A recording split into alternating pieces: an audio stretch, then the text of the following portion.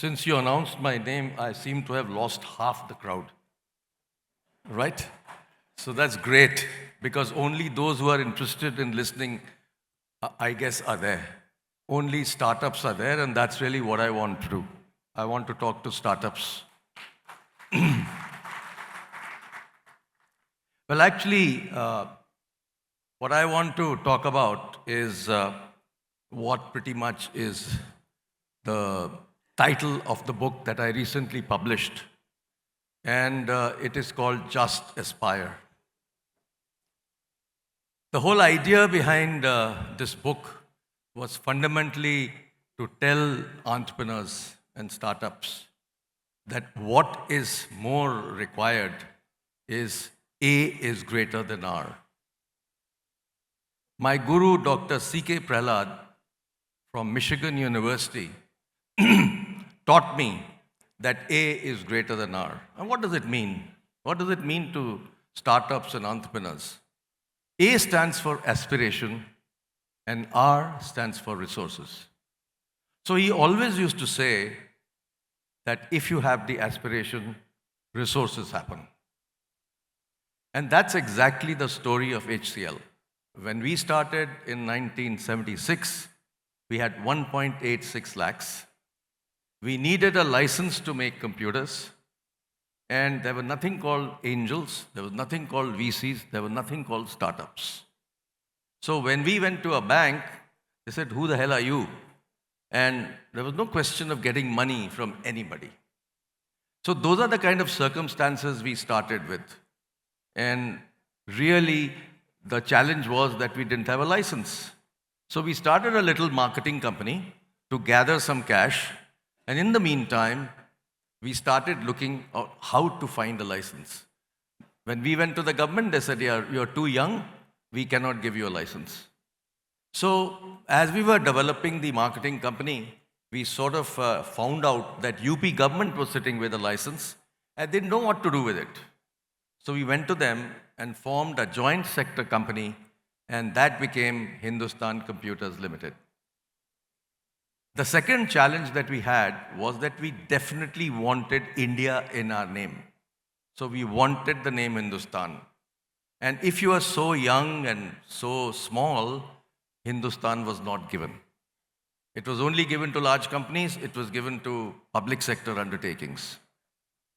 So we insisted that we want the name Hindustan, and we managed to convince them on the fact that we were a joint sector undertaking of the UP government. Look, how do you name a company as a startup? You must have what you do inside the name of your company. So since we were a computer company, we had computers. We wanted India, so it was Hindustan. And when we got this name, the most beautiful thing that happened to us was that when our people went to meet any customer, they used to look up to us thinking they're very, very big. Actually, we were nobodies. So Hindustan looked so huge that they really gave us a lot of respect. And that got us entree into many, many customers which we never have got. So that's how we started our journey. And then, with 1.86 lakhs, we started designing our first computer.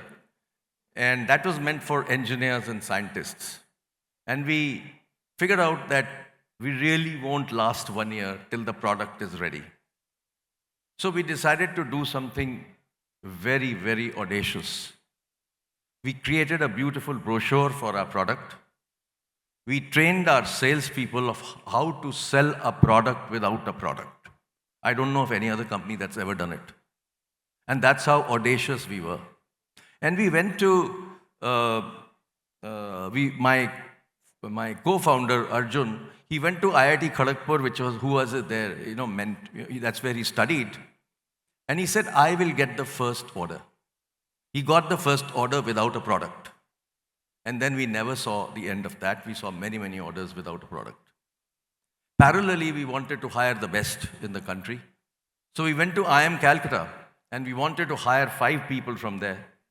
And when we finished our presentation, which will happen to all of you who are startups, the student said, very risky to join you. You're nobodies. We have so many options. We can join Hindustan Lever, we can join big companies. Why should we join you? So we said, guys, we are not offering you a job. What we are offering you is adventure. And all 5 joined. All right, so that's how you create companies. You need to have that gumption within you, the belief within you, and that's what makes companies.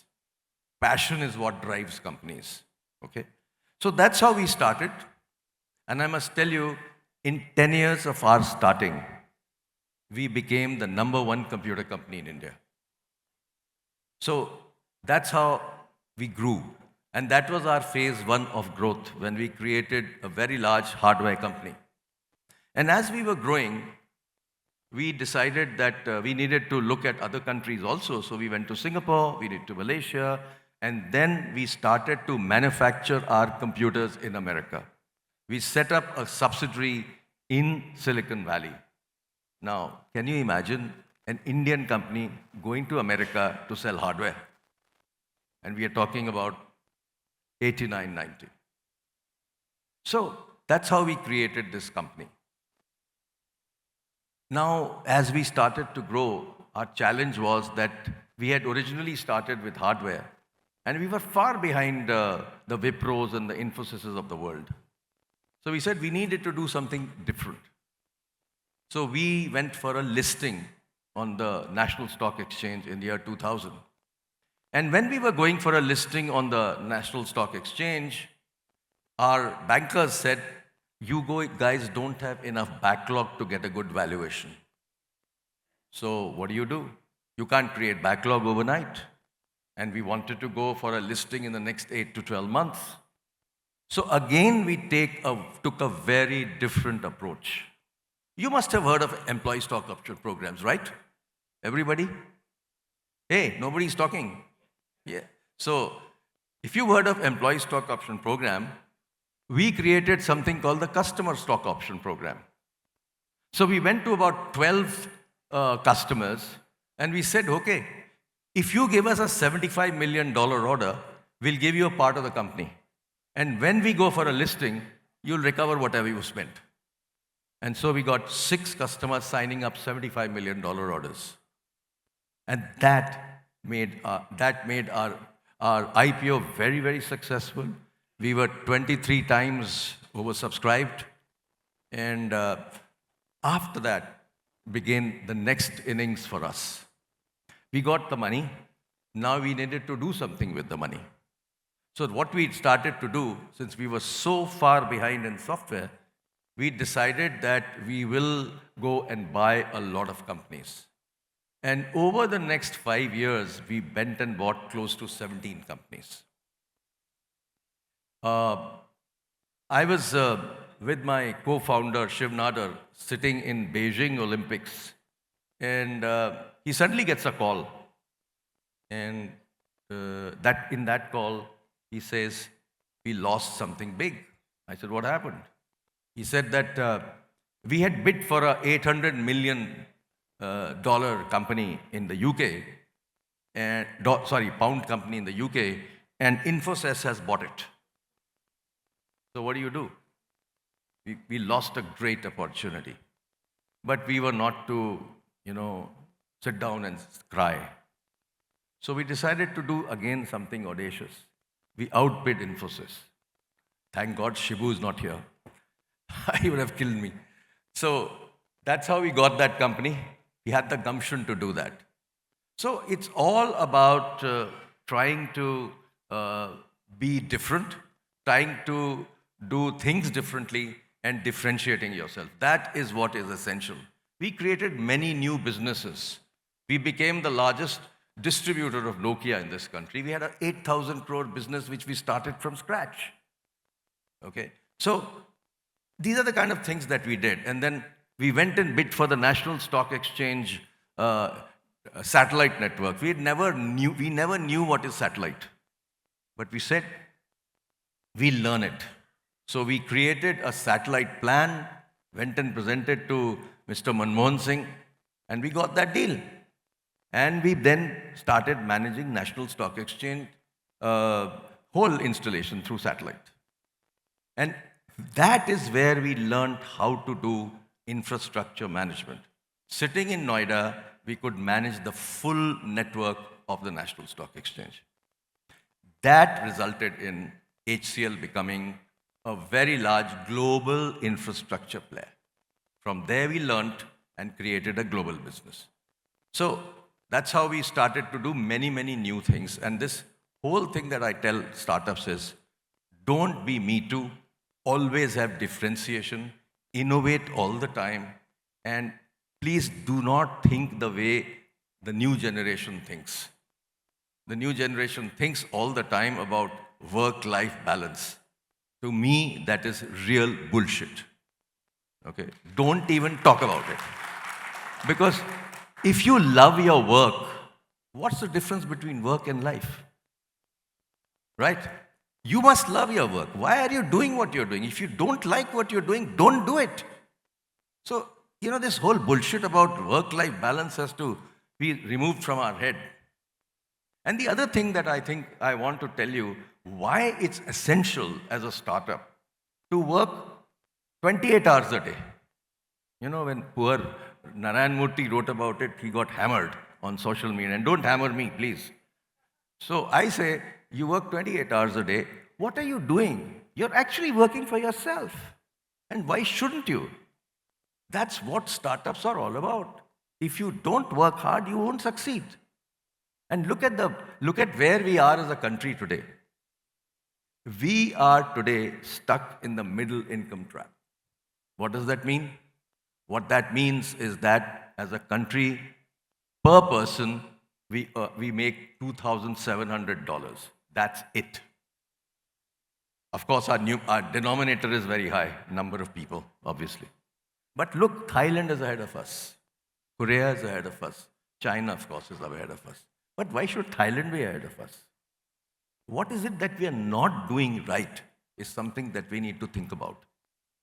And that is really where we need to now look at a different direction for the country.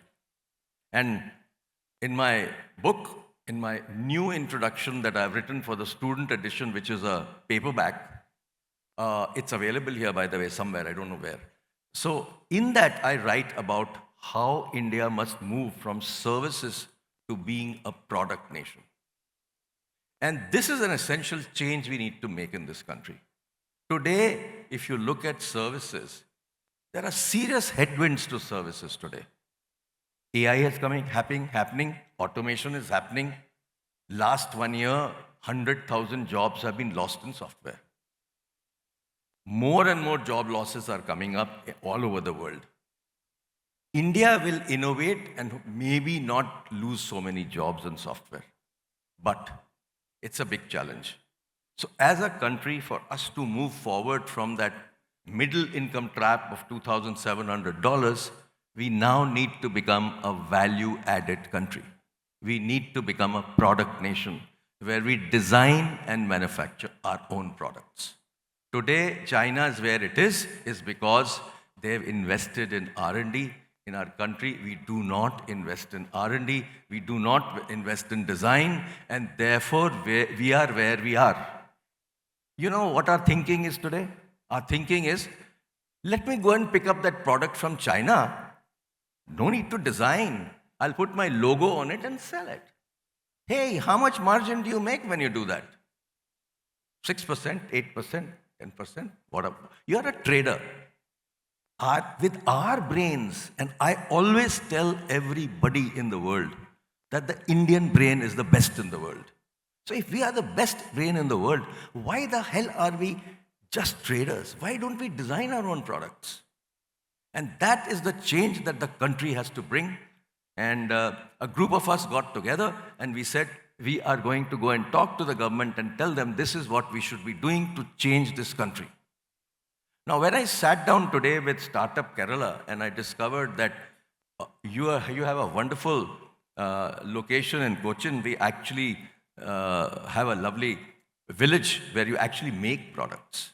I think that's a great start you have made as a state.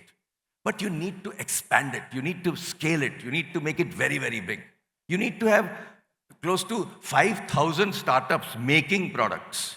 You should have at least 500 companies that design products. That's the kind of ecosystem Kerala needs to create. Because all other states are following that good old route of doing services. Let me go and get GCC. Let me go and get software companies. Hey, that's old stuff. Don't do it anymore. You don't have land. Don't waste your time. What you should be doing is what others are not doing. Everybody today is attracted towards, I must be in the semiconductor business. Every state is running around. Everybody goes to Foxconn and want to get them into their state. Waste of time. Why? Foxconn makes 2% margin. Why do you want to be in that business? You know, when a lot of states are running around trying to put up fabs, okay, you put up a semiconductor fab, who's the customer? Who is the customer? I can't find a customer because all the customers are sitting abroad. So what are we going to do when these fabs come up? So what I did was, I went and made a presentation to METI and I met the minister and I said, we are doing cart before the horse. We don't make products, we don't make chips in this country, and we are setting up a fab. What's going to mean? What does it mean? We will have a fab which will be underutilized. And you know one thing, in this fab that India is putting up, brilliantly, we are the only country giving away 70% of the capex. 70%. 50% by the center, 20% by the states. Every state is running around trying to get a fab. Challenge is that with such large investments of our money, taxpayers' money, if there is no proper business plan to make money, what will happen? Unless we have create customers in India. So the plan that we have created from my foundation, EPIC, is a plan that we have given to the government to say, make India an electronic product nation. And we have recommended that these 60 products today we import from China, let's make all of them and replace China. We are making 29, we have created a list of 29 chips that we must make in India so that we can replace the Chinese chips that are coming. Why should we replace Chinese chips? The reason why we should replace systems in China coming from India, because every Chinese chip has a trapdoor, backdoor, and they can take all your data away. It happened 11 months ago when the security services found a leak. They found a leak in all the central government offices. All central government offices are today using attendance machines, which Modi ji brought when he came up 10 years ago. And he said, everybody must come on time. Great. So we have these attendance machines from China. All the chips had trapdoors and all the data of all our government officers in the central government is happily sitting in China today. Hey, is that what we want to build as a country? We need to make a country which has something good about it. We need strategic autonomy. This strategic autonomy is absolutely essential for us to create a country which can be proud of. We cannot be followers anymore. We cannot allow China to become another East India company. Today, we have opened up our whole mobile market to China. How did China enter this market? Smart. There was a company called BBK. They created a relationship with an Indian company called Lava. They gave them products. Lava branded them, started selling them. Lava became huge. And then what happened? BBK, which owns the top Chinese brands in the world, entered directly after learning the game, after learning what India wants, what specifications India wants. Learning the game, learning distribution, learning marketing, they brought their own brands and replaced Lava. Good night, Lava is gone. That's how we have done in the last 15 to 20 years. We've destroyed all Indian brands. And that is something which is real disaster for us. We need to get back. We need to have the pride to have our own brands. We should make brands in India and then take them global. And therefore, what does the government have to do about it? They need to start funding startups and companies to make products so that we can design them from ground up and give them business from the government. Always the largest customer in any country is the government. So if Kerala startup makes a product, why should Kerala government buy only from that startup? Why should they buy from HP and IBM or everybody else? This is something I don't understand. All country, when I meet various states, nobody has a preferential market access policy. The electronic policy of many states writes preferential market access for local startups. It doesn't happen. It doesn't get followed. This is how China created Huawei. This is how America, through DARPA, created many large companies and technologies by giving them a challenge to make a product, giving them money to make the product, giving them money to scale and becoming big. Today, Huawei is one of the absolutely the largest telecom equipment manufacturer in the world, equal to Nokia, Ericsson, and Samsung. And these guys are called, and I don't know if anybody knows this, they are called hens. Huawei, Ericsson, Nokia, and Samsung. My proposal is, why can't we cut out H and make it tens or gens? Why can't we make Tata's the largest, which they've just bought a company called, what is that company from Bangalore? Yeah? And they have bought a full 4G stack. Or Jio has a 4G stack. Why can't it become tens or gens? We should have the guts to say we will be the largest in the world. We need to make products. We need to make ourselves proud of making those products. And we should think that we should make a 20-year plan. We should say these are the 20 areas we will be in. And in these 20 areas, we will create at least 5 companies which will be among the top 5 in the world. So that is where, as a country, we should be going. And I think Kerala has the opportunity today to think differently. Please don't follow others. Create your own strategy. I'm telling AICT to change their curriculum. Not a single engineering institute in this country teaches you how to make a product. Sad. In my time, when I was in engineering, at least we were told to make one product at least. Now, nothing practical is done. Happily, everybody goes to classes, makes nothing with their own hands, and that's where they are. So I'm very happy to see what you guys have done in that village in Cochin, where you have a maker's village where people sit and make products. This is the ideal thing to do. But now Kerala needs to take the next step. You need to identify 10 or 12 good institutions around which these technical institutions, you create hardware startup hubs and design hubs. You need to create that MIT, Stanford type of environment and look at creating an environment which is absolutely world class. What that will do for you is that Malayali diaspora will want to come and work here. They will want to come and work here if you give them the environment. Otherwise, why should they come back?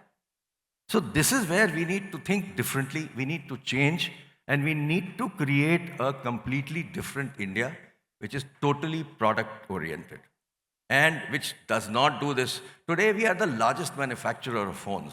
What the hell? What margins do you make? The value addition in India is 6 to 8%. So you are very proud to say, oh God, we are the largest in the world in terms of manufacturing. Hey, we have done well. We've created scale. Now we need to go to the next stage and make and design products in India and make our own brands. We need to bring back those glorious brands that existed here. HCL was a hardware company, Zenith was a hardware company, Wipro was a hardware company, you name it. Televista, Westin, name the brands that were there in electronics 15, 20 years ago, they've all vanished. The reason for it is that the government just did not provide the right support in this country. And why did they vanish? They could not compete. And why couldn't they compete? Because government went and signed an agreement called WTO and made duty zero on all imported products. When you make duty on each such products, you must have the same environment as China or any other country. Your cost of money is very, very high in this country. You tell me which startup gets a loan for less than 15%. Okay? Land cost is so high. Half the time the power doesn't work. You need to all the time worry about bijli, pani and all that nonsense. So good news is that few years ago, the government realized it, and I was part of that discussion. We created PLI. PLI was created as 6%, 7%, which takes care of this disability factor of India. Unfortunately, when these electronics brands were there, this disability factor was not considered. So a lot of those companies disappeared. So I think this is really the state as we are in today. I want us, all of us sitting here, think about India, think about making products in India. And you know, this whole thing about services is finished. Don't waste your time anymore on services. Large number of companies are already there in India which are doing services, and they'll continue to do well. But we need to think differently. Can we make all kinds of electronic products? Can we make drones in this country? When we make drones in this country, what do we do? What do we do? What we do is we buy every component from China, assemble it, and call it our own drone. Hey, that's not technology. What is wrong with us? Why can't we make our own batteries? Why can't we make our own controllers? Why can't we make our own motors? Simple stuff, but we don't do it. And even in engineering colleges, everybody wants to be in computer science. When I go to universities, I keep telling the students, tomorrow's world is about products. Tomorrow's world is to go back to core engineering. And that is where success will be tomorrow. Where we make products for the world, we need to replace at least 25% of China's business by us in the next 10 years. That's the kind of goal we should adopt. Thank you.